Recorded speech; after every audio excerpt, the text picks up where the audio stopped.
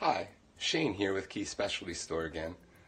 Today I'm at my actual job, and to continue our video series on some practical home maintenance. Today I happen to be in front of an older furnace with a belt drive blower motor. So I'm going to show you through a series of clips here some regular home maintenance that you can perform for a belt drive motor. Here you'll see the old motor. It's pretty crusty. Right here you'll see the belt.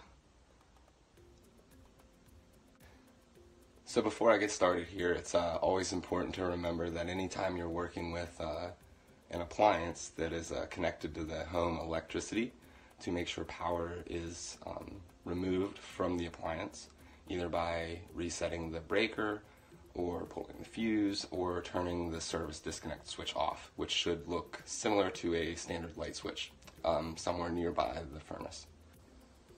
Okay, so now I'm out at my work van here. I'm going to go ahead and show you here with the belt how to tell when it's going bad. So you turn it inside out. If you fold the belt backwards, you can see here, see signs of dry rot. That's when you know it's a pretty good time to go ahead and replace that belt. Okay, so the new motor's installed. I'm shed as much light back in there as I can. But when you get the motor installed and you get your pulley and everything back on, or if you're just checking the belt alignment, everything else, because you can loosen set screws. Let's see if I can find it here. Right there, you can see a set screw. You would loosen that, and you can adjust this to sheave, or pulley, some refer to it, out and in. And what that does is realign your belt. So you can see here, I like to spin it. It's kind of hard to see because my lighting's not that great. Let's see if I can get it repositioned here.